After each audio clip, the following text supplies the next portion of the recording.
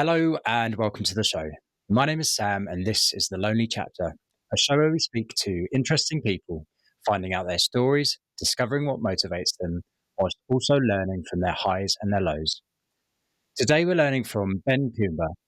Ben is a high performance health coach, multi award winning nutritionist, speaker, podcaster, best selling author of How to Live an Awesome Life, and the CEO of Awesome Supplements. Expect to learn how Ben got into the health and fitness industry in the first place, what he learned from his time running a top rated podcast, and if becoming a father has changed the way he looks at health and fitness. Thank you for listening. This one was made for your enjoyment.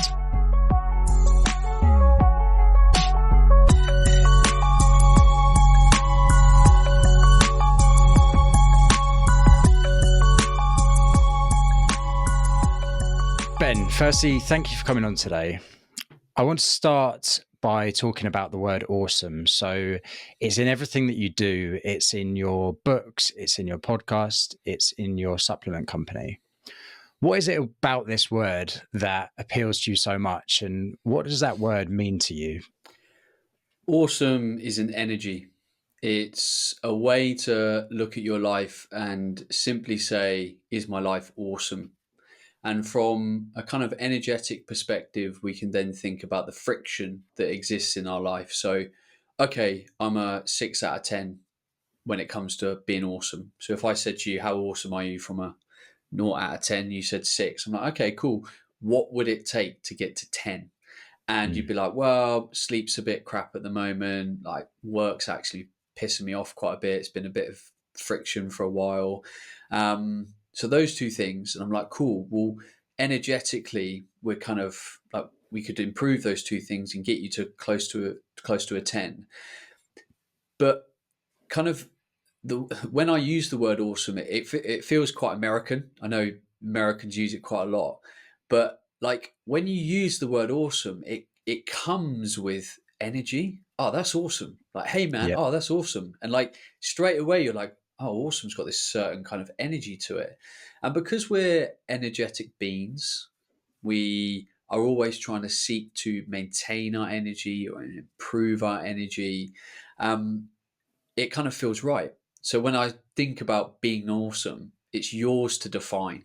Like, what do you want your life to be? I want Mm. your life to be awesome. You should want your life to be awesome. And we all get to make up what that is. Like, I'm not going to define what an awesome life should be, what an awesome day should be.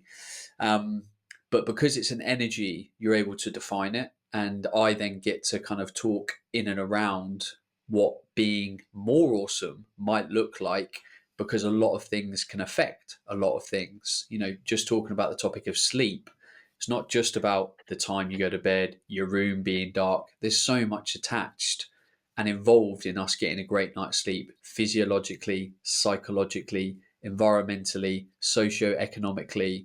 And it just gives a lot of width to the conversation of someone being an awesome human. I really like the idea of awesome looking different for everyone. And you can't say exactly what awesome looks like for someone else, but you can help guide them along that path towards their own awesome. So that's a really nice concept. Can we jump back to the start? So your younger self, growing up, were you a sporty individual? Obviously, you've gone into sort of the health and fitness space. Where did that start for you? So I was always sporty. I was lucky enough to go to boarding school from the age of 9, and you get the opportunity to play a lot of sport at boarding school. It's like every day after school. So I always played sport, all sports, but I was always a big lad. I was obese. I remember going to high school boarding school, and I think, the only overweight person in my year, and the only overweight person, sorry, one of 4 overweight people in the whole school. So where I came from, I got bullied for that like my whole life. So I enjoyed sport. I just never got the food bit right. And food was a bit of an emotional kind of crutch for me, because I was always on the fringes of being cool. So I took more comfort in going up for seconds at the kind of canteen and whatnot. So when I got to 18 and I became an adult, and I had to look at myself, in the journey that I was on and say, I am not the best version of myself. I want to improve that. And it took a lot of pain because I was actually very motivated as a young guy, and I was doing a lot of things and I wasn't getting results. And I was like, oh, why is this? And it wasn't until I sought out better advice and got better information, it all clicked together. And I went from 16 stone to 10 and a half stone Wow. quite quickly in the space of about 8 months. And that then just spurred a fascination with food and the human body, because that journey made me more confident, have higher self worth, had more respect for myself. I felt like I had more potential as a fit man now. And I kind of got addicted and slowly left the career path I thought I was on to go into health and fitness, and haven't looked back since. It's a great story, and losing that much weight in that much time as well is a fantastic effort. So you decided to move career paths. What was it that appealed to you? Did you see a career on it, or were you just following your passion at the time? Yeah, just following a passion. Like, I'm very lucky. My mum always said to me, "It doesn't matter what you do, just be happy. If things don't work out, we'll pick out up the pieces. We'll figure it out. You've always got a home to come back to. Like, just try stuff." And I Mm, know everyone in their younger years don't have that opportunity. They have expectations placed upon them, and I had certain expectations from what I felt from my kind of dad's side. My dad's always been in the military, and he was always like, "Why don't you go in the Navy, son?" And I'm like, kind of not for me, that. Um, so just following a passion. And, mm. when you get excited about things, like, why not do more of it? Like, we live a long life. If you think about becoming an adult at 18 and retiring, what's the average age of retirement? What, 60, 65? Yeah. That's a long time. Like, imagine doing one thing for all that time. Absolutely not. Like, and I think it's totally cool to change careers every 4, 5, 6 years. Like, just do what you want. As long as you're earning the money, you're happy, you're evolving as a human, that's going to keep you excited. Mm. And people do that one thing as well for their whole life when they might even not enjoy it at all. And it's just for the money. So there's definitely a balance to be had there. Well, I wouldn't say it's just for the money. I would say people just get stuck. Mm. They just like, they think, oh, this is the way. You think culturally, generations ago, and we're now bucking this we're a different generation right now. A lot of people would have been like, you go to school, you define a career path, you do a thing, you become better at the thing, you earn a bit more money, and that's it. Whereas Mm. now we're just realizing that you just don't have to do that. You can do exactly what you want, and we've woken up in a lot of ways as a culture, as a generation, and I think all for the better. And hopefully that can be instilled into the schooling system, which I don't see that enough of yet. There's too much pressure placed on young people to have things figured out, and I think that's detrimental to people's mental health. Because expectations are the killer of happiness. Expectations that you place on yourself, expectations that are placed on you via people, culture, society, they kill your happiness. And if you can free yourself of that and create your own story, then you're going to be a happy person. Yeah. I think they kill your happiness, and they can also make your happiness depending on where your expectations are. If your expectations are so high, sometimes obviously then you don't succeed in that expectation. That's going to result in unhappiness. But if your expectations are at a realistic level that you can then aim for and exceed as well, I think happiness comes from that as well. Yeah, I just think that has, like anything in life, diminishing returns, because we place kind of success on certain metrics, and there's a point where that matters. Like, let's Yeah. say how much you earn. How much you earn is going to create a better life until you get to like 45 grand a year, because statistically it shows that people are not happier when they earn more. So if you can get to a point where you can earn enough where you're happy, you can go on good holidays, you can have a car that you don't have to worry about, all of that stuff, then actually you realize that happiness lies in experience and connection and growth and being really present. So I think as long as we have the awareness to allow our expectations to allow us to get a certain way on the success ladder, we can Mm. then break free of them and be like, actually, I don't need to have maybe any expectations of myself, because actually it doesn't matter. I just want to be a free being and enjoy my life. And that's definitely something that I learned a bit later than I would have liked to, but hey, hindsight. Yeah, better to learn it than never learn it, I suppose. So going back to the time, so you started as a PT when you went into fitness, and then you later moved into more of a nutrition side of it, and that's where I would say you are more involved at the moment. Yeah. What drew you into that side of it? Well, just the power of it. Like, I'd spent my whole childhood exercising and I was still overweight and unhappy. So I was like, well, it's not exercise that's the problem. It's what I'm putting in my body, how I'm fueling it. And then when I started to change what I was eating, and yes, I changed how I was exercising slightly, not loads, the weight just fell off. And I was like, wow, okay. And then I started to work with people and I was like, actually, the thing that people are struggling with the most is what to eat, when to eat, and then their relationship with what they eat. Like, most people are moving enough to lose weight. Some people aren't. Like, if you go to an office job and you're really sedentary, it does make it harder to lose weight. You're sat on your ass all day. Mm. Um, but that wasn't people's struggle. And I kind of saw that. So it was both through my own journey and also the opportunity of like, this is how I can help the most people by helping them understand what to eat, why to eat it, and how to fuel, your body for the kind of goals that you have.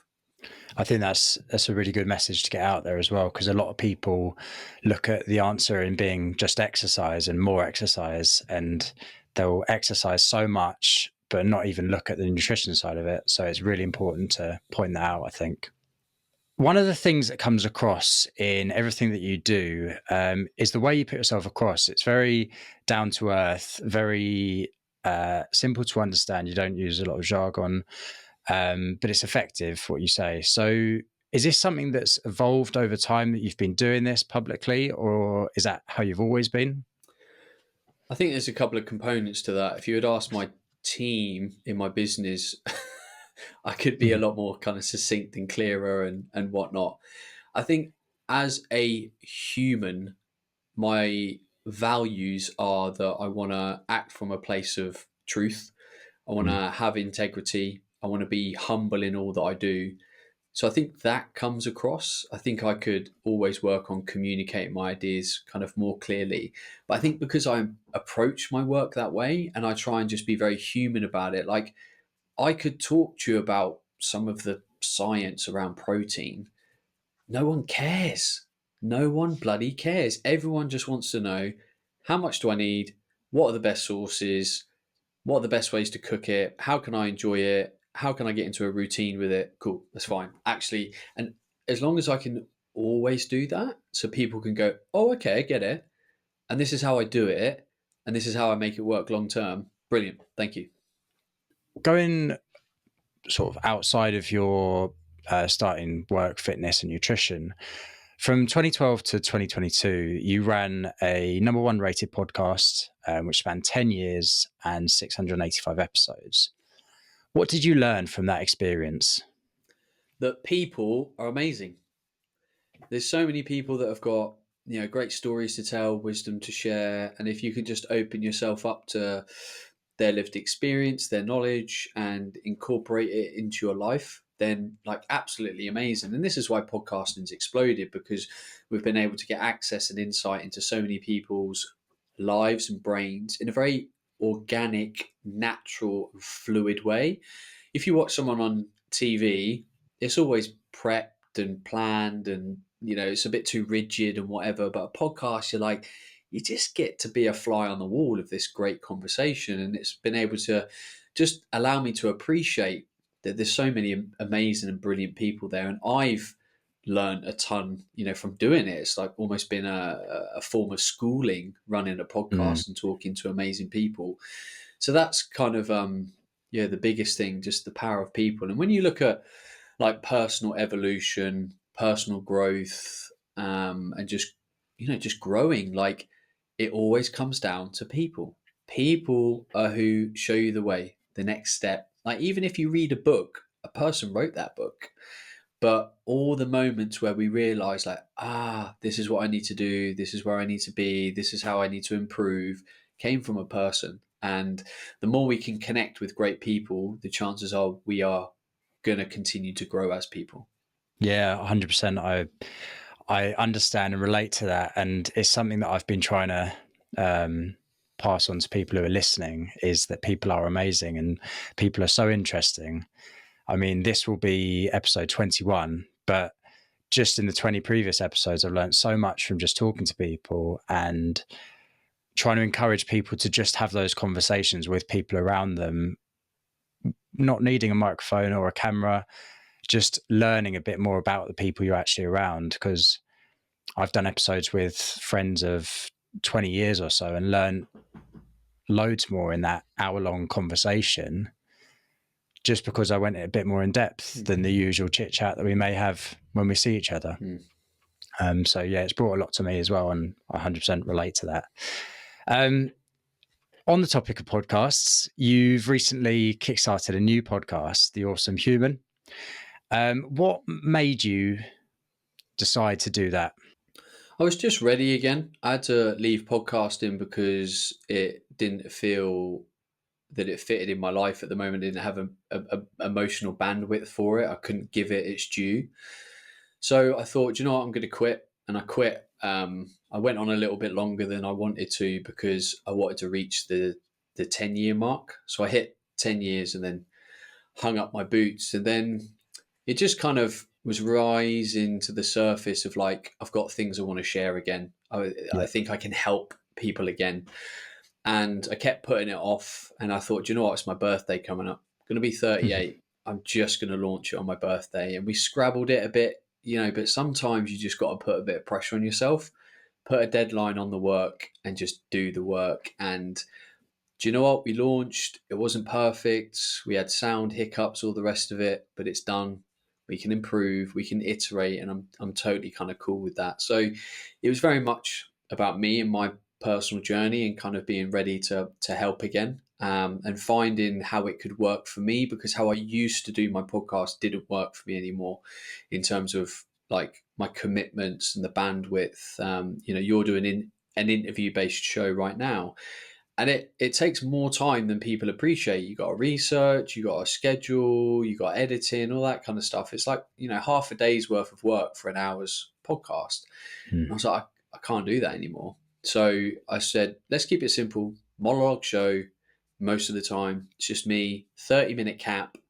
I've got something I want to say, and I'm just going to try and bring the value, and that's all I do. And how is it different to what you did before for people who may not have listened to your previous one? So previously, it was usually with a guest, like this show right now, exploring, their teachings, their wisdom, or I had a co-host, and me and the co-host would pick up a particular topic, like we wanted to talk about nutrition and how to make nutrition practical for your everyday life or something like that. And then me and the co-host would just kind of riff and ad lib. So most shows that I used to do were about 40 to 100 and about 40 to 100 minutes, on average about 50 minutes. And now we're just repping on 30 minutes or less. Although I've done a couple of shows that are 31 minutes. My editor's like, soon we're going to have to write that every show's under 35 minutes. So going forward then as well, so during your time of podcasting, you launched Awesome Supplements, a supplement company, in 2016. What led you to enter what I'm sure is a very competitive market? Why is Awesome Supplements unique? So, like most desires, came through frustration, anger. I was working with a supplement company, and it all started nicely. And then the brand started to really do things that I felt were outside of the research. And I was like, I can't promote this. There's no data to back up like what you're trying to bring to market. I won't stand behind it. And that kind of happened with a few new products. And I was like, I can't be values aligned with this company anymore because you're not acting with integrity. So, in my naivety and with a bit of money in my pocket, because I'd had a previous successful business, we had kind of cash flow to invest. I was like, how hard can it be to start a supplement company? And I did that because I was looking at other supplement companies to be an ambassador of, because I'd always had a role as kind of like an ambassador or nutrition professional within their ecosystem. I was like, everyone's doing the same thing. Everyone's selling like 70% of the products that you could say are research supported. And then they've got a load of these products that are just absolute BS. Mm. And I was like, I want to bring out a company that will only stick to the research 100%, like unequivocal, dose everything according to the research, not put a half dosing because it saves them money. And then why can't everything taste absolutely awesome? Why does a protein shake have to be a 7 out of 10? Why can't it be a 9 out of 10? Why can't your electrolytes taste beautifully fruity rather than a bit like, oh, grandma made me a weak squash? Oh, God. Um, and that's the thesis. So there's an energy behind it that we want to make you the most awesome human possible. And the USPs are we do everything by the research and the research effective dose, and we make everything taste awesome. Well, I think you've done an awesome job. I think I've used the company for 5 odd years. When I first went vegan, I searched for vegan protein powder for quite a while before finding your one, and I haven't changed since. And I think you mentioned something really important in there is the dosage as well. People don't really understand that side of it. So could you just explain a bit more about the dosage and how that affects the product? Yeah, so classic example, because a lot of people will probably take this product, is vitamin D. So, a lot of recommendations that you get from the government or nutrition agencies are around sufficiency dosing. So, the government will say you need 400 IUs of vitamin D a day not to encounter a problem or a disease state. It's kind of like vitamin C and scurvy, like you need this much to not get scurvy. But that doesn't mean it's optimal. So what we want to look at is initially what's optimal. Okay, so the research says you need 2 to 4,000 IUs a day. It's nearly 10 times what the government is recommending to be optimal. And I think that's what we want as humans. We don't want sufficiency, we want optimal. So that's the first thing. And then for me, there's kind of a values thing within this. So take a different product like adaptogens, for example, very popular at the moment. Same with like mushrooms. We've just released a product with ashwagandha in it, very popular adaptogen. And the research recommended dose is 600 milligrams a day. But a lot of brands will put in their product 200 milligrams. So, yes, there's some benefit there, and they can make the label claim, but they get to save a load of money on their margin by not putting the real dose in. So, I will look at the research and I say, okay, currently it's believed that 600 milligrams is the optimal dose to get X, Y, and Z effects. And we will follow that to the letter so that everyone can look at our products and go, at least they're following the current body of research. That might change.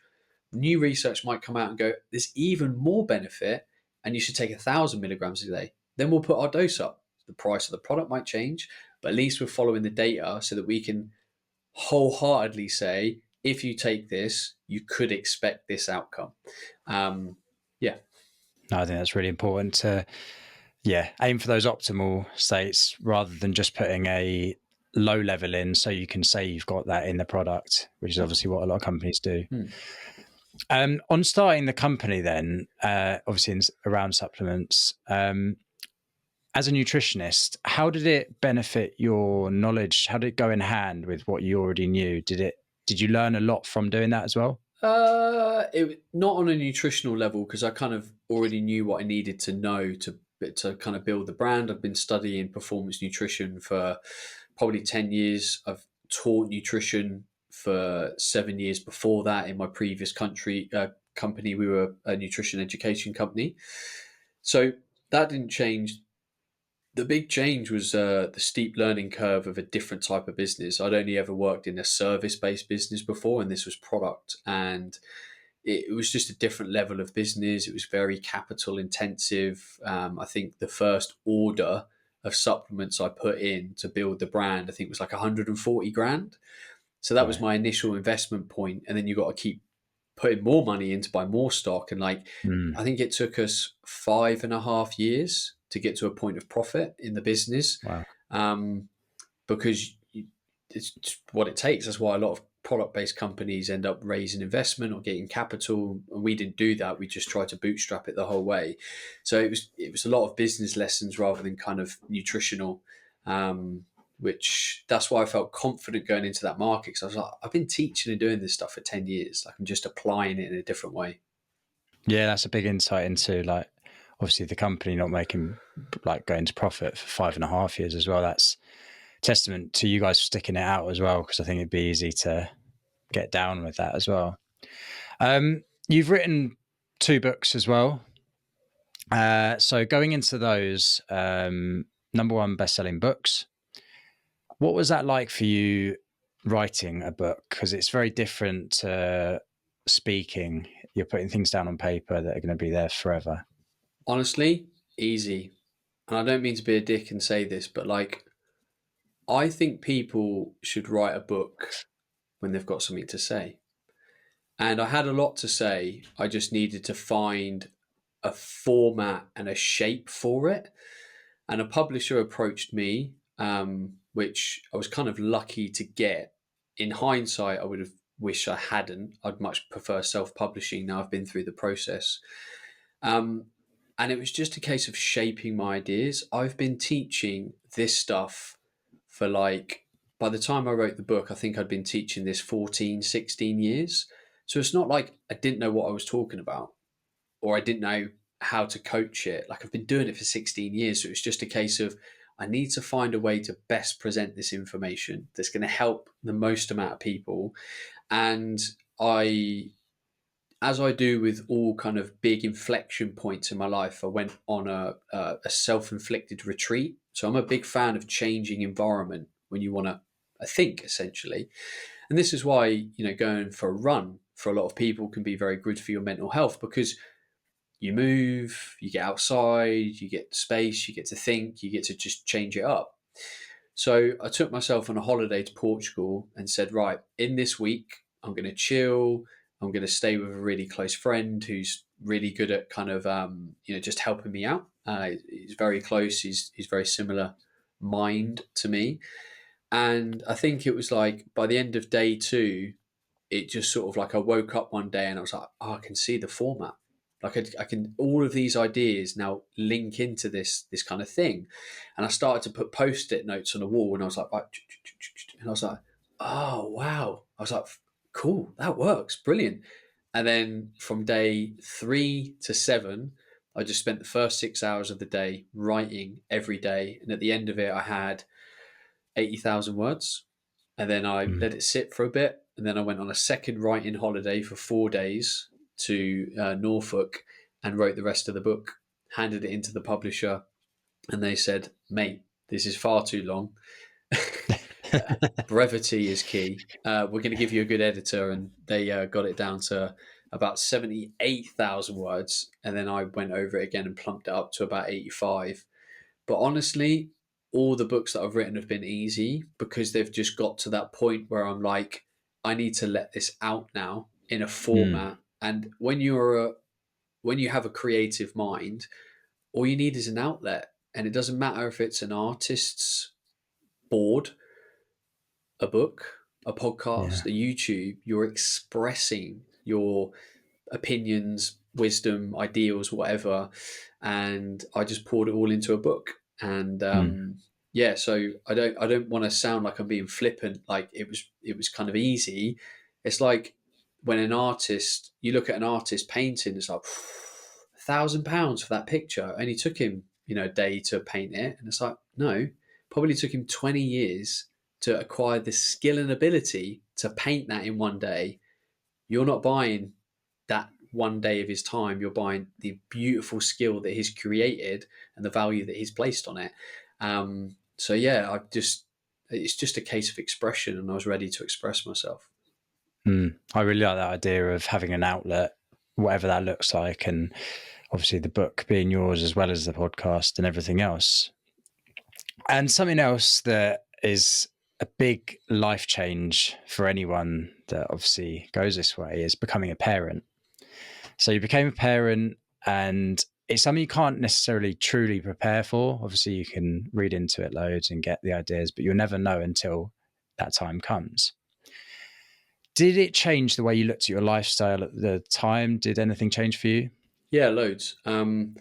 It forced me, I can imagine many parents will attest to this, slow down, be more present, prioritize life, reevaluate where you put your time. It was also a very challenging time for me because when I became a parent, I was chronically ill with long COVID. So if I hadn't pushed myself to work, most people would probably have just been in bed all day. Like that's how I felt. I was depressed, lethargic, couldn't move, couldn't think. And work probably gave me my sanity. Luckily, I could work from home and just sort of bimble along.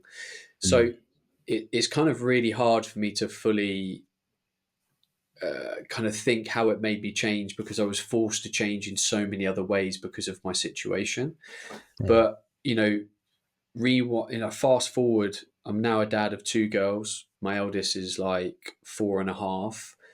That journey of being ill and becoming a dad, and me essentially going on a very spiritual journey to really kind of get under the skin of what it meant to be me and look at my behaviors and what made me ill and how I want to turn up to be a parent.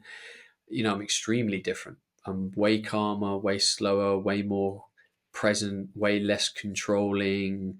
I'm very happy. I don't expect a lot kind of from my life. Yes, it's been a very joyful journey, and I think being a parent is one of life's great gifts. There's Mm, people out there that can't be parents. Like, there's people out yeah. there that things happen, and like for me to wake up every morning and go, oh, I've got two beautifully healthy girls. They're happy, they're confident, they're healthy. I'm like, what a gift. Don't squander that. Don't squander any moment. So I'm very fortunate that I have built a life around myself where I can be very present, spend a lot of time with them. Um, and yeah, so it's an enjoyable journey. Yeah, that's a really nice reflection on it. And you mentioned there as well about long COVID. Could you tell us a little bit more about that and your experience with that? So long COVID is a fatigue-based condition, kind of like chronic fatigue syndrome, fibromyalgia. It's all similar kind of end point of condition. And essentially, I pushed my body too hard, and COVID was just the breaking point, the straw that broke the camel's back. So I overtrained chronically from a long time for a long time with my body playing sport. I overworked through being an entrepreneur and kind of building the business. I say overworked. I'm not convinced I entirely overworked. I approached my work in the wrong way. Okay. So I approached my work through fear. And what that made me do is when you approach life through fear, you've always got this kind of like bubbling anxiety inside you underneath. So you're always moving too quickly. Your life is like a to-do list where you're just checking things off and moving through. And what that did is that basically made my central nervous system hyperactive for a chronic period of time, like 10 plus years of time. And the body can only take so much before it will break. And COVID was that point where I couldn't recover because my internal pace of life was so fast and I was just literally running on thread that it just broke and the body broke down, had, multiple system, I'm not going to say failure, but fatigue's probably a good Yeah. word. And I had to spend a good amount of time going right back to basics and building myself up physically, mentally, emotionally. And I believe that when you get a condition like that, you can't just approach it at a physical level. This is my experience of it. Like, you can't just say, oh, I'm going to, slow down, take a few supplements, clean up my diet. From my experience, you have to look at all the things that caused it. And fear caused my situation. High stress caused my situation. Like, there's loads of things in there. And that's why it started a very spiritual journey for me, where I wanted to unpack everything that was going on and really re navigate all elements of like my life and my behavior and my stories and what I wanted from my life. So I'd say long COVID has probably been my greatest teacher. How long was the whole process to recovery? So to get over the long COVID bit, I think it was about 16 months. And Wow. then at the end of that, it had left me with low testosterone. That journey was then probably about another 16 months. And then as I came out of that, there was still quite a lot of work that I had to do on kind of like an identity level, because I changed Mm, a lot in that time. And because I'd been so inside myself, like, because when you get really ill, you get stuck in your head a lot. Like you live in your head, like how you're feeling, and you can get really stuck. So I'd say, all in all, it took me about 3 and a bit years to fully recover from everything that was going on and be like, oh, I genuinely feel like myself again, but 2.0, like a mm. better Ben on all levels. Yeah. Yeah, that's a long period, obviously, to suffer with all of those. But yeah, it sounds like you saying it's your greatest teacher has obviously had a massive effect, and you've come out the other side stronger, which is ideal. You mentioned in there about like meditation, the breath work, and the gratitude side of things. Talk to me a bit about those and how those have helped you. Yeah, so meditation allows you to bring awareness to your mental and physical condition. So you get to spend time kind of being like, "Whoa, where am I? What am I thinking? Why am I thinking it?" So I think meditation is a very good evaluation tool of self. Breath work has been incredibly transformational for me, and I found that breath work initially was a way for me to engage in calming the nervous system and learning to be more present. And then as I became better at it, I realized that it was actually an incredible personal transformation tool. And if you get breath work right, you get to really start to peel back layers of Mm, who you are and reprogram them. So when I do breath work now, I go into the breath session with an intention. So my last breath session, as an example, the intention was, I am loved. And I did that because I was feeling internal friction around how I turned up to friendships, because I've been bullied like all my childhood. mm, And that made me kind of over, like, when I turned up to a friendship, I had unrealistic expectations of what that friendship exchange would be like what that relationship should look like.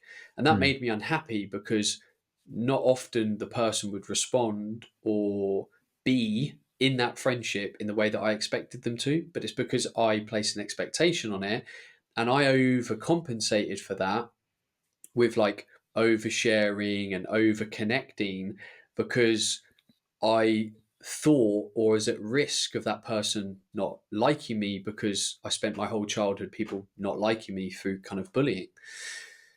So part of this journey has been unfolding and unlayering a lot of that stuff. So I went into that kind of breath session with that wide intention of I am loved, and allowed my intuition to guide me through that breath session. And in that breath session, a lot of visions came up. I'll start to see bits of like my journey through visualizations. There'll be changes of color, and it'll be a full body experience where my body is almost having what I would describe as an exorcism of right. that Okay. thought process, and that thought and that behavior and that belief leaving my system, and me being able to reprogram it. So every time I do breath work now, I'm becoming a lot lighter as a person, because I'm letting go of all these layers of stories and beliefs and stuff that I've had. Um, so I absolutely love breath work. I think it's one of the most powerful tools out there, and the best thing about it is free. It doesn't cost anything. Like, I've got this 25-minute playlist that I love, and it's a playlist that loops, because a lot of issue that I find people have with breath work is they try and control the experience with their mind. So they're like Mm, counting the breath. One, two. So you're being head led. But to transform, you need to be heart led. You need to tap into your intuition. So the breath session that I listen to, the guide, it's just the same thing on loop. So what that allows me to do is pick up the pattern of where I need to be, but within that, allow my intuition to drive how many breaths, how deep the breath is, what I'm thinking, what I'm feeling. And that's been really transformative. I find that's a real sticking point for a lot of people with their breath work. Mm. And you've got to let go of the mind and get into the Yeah. body. Um, and then you also talked about gratitude. Gratitude's a very powerful energy, because if you can get to a place where you're grateful for everything, even if you want to change it, it's very powerful. Like, let's say right now you hate your job, be grateful for it. Mm. Like, be grateful that it just pays for your life, puts a roof over your head, pays for your car, pays for your food. Be grateful for it, because even though you hate it, being grateful for it makes you turn up to it in a better way, makes you interact with the people that you work with in a better way. It opens up your energy, because hating something leads to a fear. So I hate this thing. I've got to get out. I'm fearful of staying in it. So you quite often will make the wrong decision to get out of it, because you're creating and manufacturing so much pain that you're like, I've got to get out. And it doesn't matter Mm. what other job you get. You're like, I've just got to get out. But you might move to a job that you're equally unhappy about. But if you turn up to everything with gratitude and have gratitude for everything in your life, you open your energy and you start to see and feel things a lot different. And it's like, well, I'm grateful for that. There's friction here. And you get to explore things in a much truer and more meaningful and deeper way when you have gratitude for what it is. It's like, I've had things happen to myself in my past that I could be very angry about. They were bad things that happened on the surface, but I'm very grateful for them, because they taught me things. They showed me things. They shaped me in who I am today. So I can only be grateful for that, because holding on to those things, being ungrateful for them, will create pain, will create Mm. friction, will keep bringing anger to the surface. So I think, I go to sleep every night and I just take 60 seconds to lie there and go, do you know what? I'm really grateful to be able to lie next to my wife, for her to be an amazing human. I'm grateful that my kids are wrapped up in bed and that they're happy and that they're loved. I'm really grateful that I ate great food today. I was grateful that I was able to go for a run. Like, these are all so amazing. And also, when you tune into that, you get to tune out of all the little bits of bullshit that you're putting your energy into. It doesn't matter. People lie in bed and they can't get back to sleep, or they can't get to sleep because they're like, oh, that thing happened at work today. Fucking let it go. Let Mm. it go and just be grateful for that 95% of your life that is probably great. And again, Mm. it's just an energy thing. Like, there's so many awesome things in your life that you can and should be grateful for, and it will just fill you with so much more joy. And it doesn't mean you don't want to change things, but it means you get to be in control of a much better energetic state day to day and be a lot Mm. happier. And it's been shown, like Dr. Joe Dispenza, who does so much amazing work around the sort of science of meditation. He'll show you studies where he's got rooms full of people, got them geared up with like brain analyzers and whatever he does, and he'll get people to spend like 15 minutes being grateful for whatever, like their loved Mm. ones, their pets, whatever. And the physiological reaction of doing that mentally is profound. And then he's linking that to like incidences of diseases and all sorts of stuff. And it's just so amazing. It's such a purifying energy to be grateful for who you are, what's in your life, what's going on. Um, just try it. Yeah, 100%. I agree that being grateful for the simple things that we often overlook or we aren't grateful for can really just change your perspective on it. For anyone listening who obviously can hear there the positive effects it's had on you personally and does have on people around the world, is there any easy ways they can get started? Any tips you've got for someone who's maybe not done it before? So, this is the path that I would probably go on. And I'm exploring this at the moment. So, I haven't perfected this because I'm almost like, I'm like coming out of the deep part of my experience, and I'm piecing together what that kind of looked like functionally. Because when you're in it, you don't see it as like a long string journey. Like you're Yeah. bouncing around within this box and trying to piece it together. So I think it's always good to hire or speak to great people.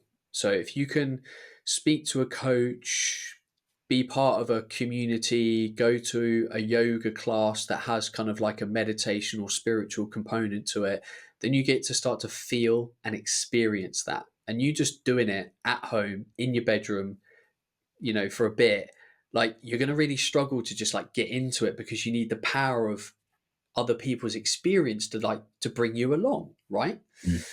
So I think finding people and just trying things, like I still do it now. Like 2 weeks ago, I went to this thing on a Tuesday night. It was this kind of like chanting thing as like part of a form of yoga. And I was like, I have no idea what I'm going to experience, but I might learn something about movement of mind, of body. Like I don't know. And sometimes when you see these things locally to you and you're like, yoga, whatever, meditation, just go and see if it works. Like when you Google meditation, I don't know, there's probably 50 to 100 different types of meditation. That doesn't mean the meditation that you try is crap. You just tried a variation that hasn't quite clicked yet. So Mm. just keep trying it. And so many people will sit down with meditation like, oh, I tried to quieten my mind and it didn't work. If you have that expectation, you're going to fail with meditation. It's not about quietening the mind. It's about being present with the mind. It's about being non-judgmental about your thoughts. Like, let thoughts come, let thoughts go. And if you have 5 seconds of silence between one thought and another, that's success. That's all you're looking for, just space. So working with great people. There's a book called Awareness. I've forgotten the author. It's Tim Ferriss is like one of Tim Ferriss's number one rated books. Yeah. That's a good induction to like opening up the mind, spirituality, raising your conscious awareness. Um, Wim Hof's sort of ecosystem of Yep. coaches. A lot of them do half day workshops. So it's called the Wim Hof half day fundamentals course. I'm a big fan of that. That Okay. gives you a really good induction into what I feel is a very powerful form of breath work. And you get taught it, you get taught the principles, and then you get to do it with a group. Doing breath work with a group can be very powerful because it really raises the energy in the room. And then uh, one of the easiest forms of guided meditation, I think, is yoga nidra. There's loads of playlists on YouTube, 10, 15, 20 minutes. And yoga nidra based meditation is you getting into the body and fully relaxing it. So over the course of 20 minutes, you might have a man or a woman with some nice music, and they're like, right, we're going to bring our awareness to the head, and we want to relax the head, think about the brow. And because you're following the person's voice, you start to become very relaxed and get out of your thoughts quite quickly. And Mm. because really engaging with relaxing the body fully is something a lot of people don't do, that can be a very effective form of meditation. Um, and then once you start to go on this journey through what I've just said, you'll start to really kind of pick up where you want to be in it. And meditation for me is now a beautiful practice. Whereas 3 years ago, it was hard. My mind was all over the place. Like I didn't know what I was doing. I kept saying it wasn't working. But now I know how to quieten the mind a fair bit. I know how to go inwards. I know how to achieve a really kind of beautiful state. Um, yeah, so that would be my kind of starting point, I think. Yeah. No, I think that's a great recommendation for people to at least give it a go, and the idea of doing it as a group as well. Definitely. Just on that, like people are quite often scared to go and try things, but when you go and kind of join a group of more open-minded people, there is really no judgment in that space. Like when I walk into a yoga class, a meditation class, a cacao ceremony, and anything, the energy in the room is so beautiful, so open. No one's judging anyone because Mhm. everyone's there on their own journey. and they Yeah. know how vulnerable they feel at any moment anyway. So it's not like walking into a new gym where everyone's walking around peacocking like, oh, I'm fitter than you. You walk into an environment like this and everyone just wants you to win. Well, not win, Mm, but everyone just wants you to just go on your own journey. And whatever yeah. you're going through, that's okay. There is no Yeah. judgment. And I've never experienced any, even like semblance of judgment when I've walked into a room like this. So I say that because I want people to have the confidence to just try things. Like, Yeah. even if it's at your local gym, go to the meditation class at your local gym, go to a yoga class, go to a Tai Chi class, go to an eco nidra forest bathing event. Just fucking, just try shit. But Yeah. honestly, and it will be fun trying things. You never know who you're going to meet. And after all, it's people that guide us on the next steps of our journey. So if you can start to meet other, more enlightened, aware, wise people, you're only going to benefit. And learn from them, Yeah, from their own journeys. yeah. That's awesome. Yeah, I feel relaxed and quite at peace just listening to you to talk about all that. To be honest with you, um, so going back to your work, your people can go onto your website and download the Awesome Human Blueprint, where you list your 5 physiological pillars. Mm. Could you give us a brief overview of those? Yeah. So these pillars for me drive optimal physiological function, and that's getting a good night's sleep, eating properly, moving well, having balanced hormones, and effectively managing your central nervous system activity. And for me, they've been like the biggest pillars that I feel people should focus on to achieve a healthy physiological state. Because going on any journey is a lot easier when you're in physiological harmony. Like, I've been ill for a long time. I know how hard it is to try and meditate or be more present or whatever when your head is just thumping. You got a migraine, you feel low, you feel whatever. It's really hard.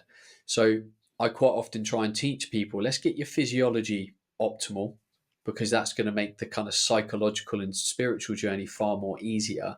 Because we all know the power of a good night's sleep, and there's so many people trying to get a good night's sleep, but they're still far from getting good sleep. And it's just, it really is the elixir of good health, good energy, good mental and emotional well-being, and we can't swerve it. And so many people struggle from actually quite simple things, that some of the tools that we've discussed today could help. Like, so many people struggle with sleep because they've got an overly busy mind, Mm, but people are very quick to kind of identify with that. Oh, I'm someone that doesn't really sleep that late because I've got a busy mind. Like, well, what are you going to do about it? How are you going to learn to not have a busy mind? How are you going to learn to let go? Because ultimately, everything that we know, everything that we do is either our behavior is something we do as a result of a story we believe or tell ourselves, or it's a skill. So we can either rewrite the story, let the story go, or learn different skills to empower us to do something different. mm. And that story you tell yourself is so important, isn't it? And just changing that can have such a positive impact on yourself. The way you look at a situation, we tend to exaggerate aspects of it and we might make it seem a lot worse than it is in our own minds. And then that can just have that snowball effect into other aspects of our life, obviously. Totally. But what I think I've learned, and I could be wrong, I could end up correcting myself here, is I think there's two levels to this. There's first telling us a better story about yourself. So let's say someone tells themselves the story that they're fat and they're ugly and whatever. We could work to change that. So I am beautiful, I am worthy, I am fit, I am strong. And there's going to need to be probably some level of physical action to help that story come about. Um, and I think that gets you so far. And then I think the evolution of that is having no story at all. Because then you don't get stuck in your head. Because then you probably know that you're totally present in any given moment, and everything that is just is. Mm. And then you don't get stuck in some internal dialogue with, like, is my story this? Is it positive? Is it negative? It's just it is. Mm. Everything in my life just is. Yeah, that's an interesting thought. I've never really thought of that before, but I definitely see where you're coming from with it. I do. Yeah, it doesn't. It goes back to that aspect that we spoke about earlier of not having expectations necessarily, is not having to fit yourself into a Yeah. story, just being in the moment. Because if you know your truth and own your truth, all you can do is be present with yourself. That's it. You're not fighting with yourself. You're not fighting to tell a different story. You're just fully accepting of everything that you are, everything that you're doing, and everything is open to change. And you're just Mm. experiencing. You're just living it. So I think there's evolutions within that. I could correct myself, but I think that's what I've come to realize. Mm. Yeah, I think it's a nice thought to definitely think on for people. And we've spoken about a lot, your entire story really today, from the start to where you are now. If you could travel back in time to the start and give yourself that one bit of advice, is there anything that comes to mind? What would you tell yourself? It's really hard. I think about this a lot, and it's very easy to, in hindsight, be quite hard on yourself. But I am where I am, and I am as a result of my journey, the choices that I've made, and all I can do is be fully accepting and loving of that. Because if I, and I'm not saying, I know what you're asking a practical question with a practical answer, but I want to make sure that I internalize this for myself and other people to make sure that they don't get stuck in any kind of loathing behavior. Mm. It's like, oh, I should have done that. You didn't. Where you are is now where you are, and all you can do is love yourself for that. So if I was to go back and be able to touch myself on the shoulder, I would probably love to be able to say, there's a lot of amazing humans in your life and around you. Be open, genuinely open to their wisdom. Let your Mm. ego go, get out of the way, stop having presumptions and judgments and thinking that you're wiser or more better than you are, and truly open yourself up to the power of people. Because I spent a good chunk of my life putting myself in a position where I could genuinely learn off a lot of incredible people. But because I had a very strong sense of self, a big ego, I got in the way of truly accepting that wisdom and allowing it to bring me on kind of quicker than I could have done.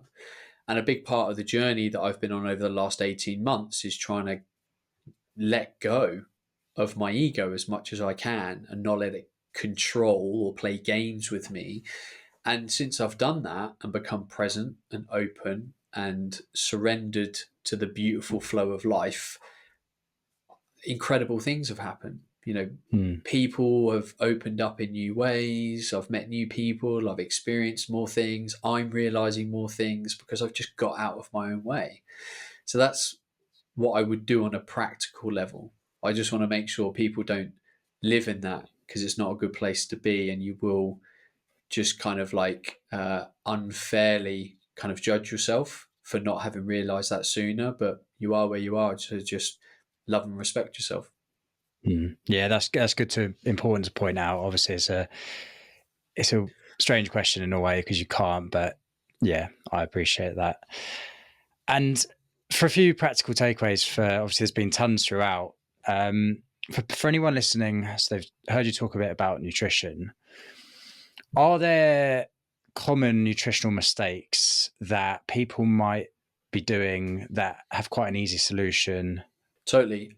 First one is, people, in my opinion, should invest a good 1 to 3 months counting calories, purely to bring awareness to what you eat.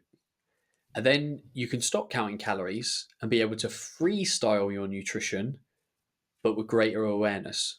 There's so many foods that are healthy, but actually really high in calorie. Like you might go, oh, we're going to have lamb this week. Lamb has 3 times more calories than chicken. That's not to say it's bad, but it's good to be aware because let's say you're a female, 70 kilos, you only need 2,000 calories a day. If you eat a 200-gram lamb fillet, that's 600 calories. That's nearly a third of your daily intake just through a bit of meat that you're eating in the day. Mm. So I think that's a quick win. And yes, it takes a bit of time and you have to invest, a little bit of time and knowledge into that. But I think it pays big dividends. The second thing is really appreciating that real food is where it's at. Like you can get caught up reading labels and all this shit, but like try and eat real food most of the time. You're not going to go wrong. Meat, dairy, pulses, of course, exclude things that you might be reactive to and intolerant to. But meat, pulses, fish, vegetables, fruit, like when you go and study the people that live the longest in the world, the common denominator is they just eat real food. Some people might be eating low carb, some high carb, some high this, but they're all eating really good nutrient dense food. Like they're not having breakfast out of a box. End of. Mm. And the third thing is I think culinary expertise is hugely underrated. So many people don't know how to cook well enough to keep a healthy diet interesting. So if I said to you, let's take chicken, how many ways can you cook chicken? And you might be like, oh, I can, I do this with it, I do that with it. And I'm like, right. So your repertoire of chicken is 4 dishes. That's not very expansive. That's not very interesting. Can we get you to a point where you can create a chicken dish 20 different ways? You can do 20 different things with salmon. You can do 20 different things with potatoes. And then all of a sudden, healthy food's exciting. It's like when you pick up a cookbook, it's not that often that a cookbook is unhealthy. They're usually actually quite healthy. They're just a bit complicated because there's quite often a lot of ingredients involved. And that's why I'm a huge fan of looking at like Mediterranean cuisine because it's quite often beautifully simple. It's like, oh, we've got a chicken thigh. Let's marinate it in a bit of olive oil, bit of thyme, bit of lemon, leave it in the fridge overnight, bang it in the oven. Beautiful. And it's taken 4 ingredients. Then we've got some vegetables, we've got this, we need a bit of that. Boom. Like, who doesn't go to Europe and go, oh, the food in Europe, so good. And Mm. it's so simple. Like we're not trying to cook, you know, Thai food every week where it's a bit more complicated. There's a lot more ingredients. There's a bit more marinade and whatnot. So I think culinary expertise is really underrated. Mm. Me and my wife make it a mission that we try and cook a new dish every week, and that can be challenging sometimes, but it's enjoyable. Like we Mm. almost look forward to that new dish and like, oh yeah, cool, cool, cool. And then we either add it into our repertoire and we're like, nah, we thought that was okay. Probably wouldn't cook that again. Um, and I think, people would just enjoy eating healthily because Yeah. no one really dislikes real food. They dislike how boring it can become because of how bad they are at cooking healthy food in lots of different ways. Yeah. And that's would you say that improving your culinary expertise is a trial and error thing? Is it just trying new dishes and learning, or is there anything else people can do? Yeah, just putting in the effort. Like you can't ignore the effort that has to be made. So what I would say to people is order what you're going to order next week on your food order. Stick to like your routine. Do one new meal. Do one new meal and maybe one new lunch, and then do that. And at the end of the year, you've cooked 52 new and different dinners. That's already a lot. That already adds to your repertoire in a kind of big way. And if you could do that on an evening where you've got a bit more time, it's a bit less stressful. I get that, people coming in at 6 o'clock from work, they're running around, got kids to feed, whatever. Cooking a new dish can be a bit stressful because you need to pay attention. But if on a Friday night, you've got a bit more time, whatever, then perhaps that's the night to kind of try something new. And actually, that becomes the focal point of the evening. Like, oh, try something new. We'll eat up the table. We'll eat a bit differently. We'll get a new different pudding or whatever, whatever. But it's like anything in life. You've got to put a bit of effort in to get the reward. And just circling back to what you said as one of your recommendations is the counting calories.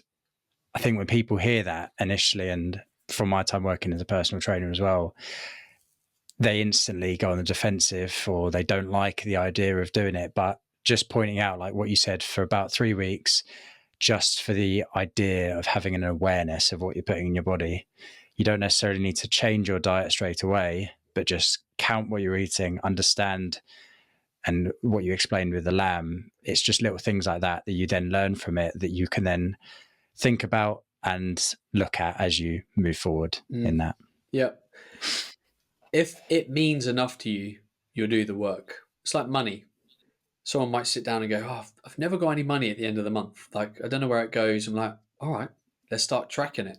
Let's look at what you spend every month and all the stuff that you probably don't need. And then at the end of the month, you're like, now I can see the habits and behaviors that are causing my kind of condition. And then next month you get to go, oh, cool, I'll change that behavior. So at the end of the month, I've got more money. It's just it's just a process like that of bringing awareness to it so we can change and get the outcome that we actually say we want. Ben, I think that's a nice place to bring it in for the day. So thank you so much for coming on. It's been a really good, really insightful episode for myself and hopefully everyone listening. If people want to follow you online and see what you're up to, where can they find you? Online, just type in Ben Coomber, Coomber. I'm on Instagram, Facebook, all of those places. If you want to have a look at my podcast, it's The Awesome Human.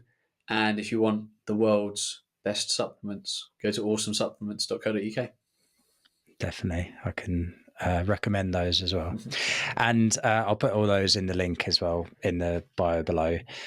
And yeah, from me, if you've enjoyed the episodes, please do share it with someone who you think would find value from it.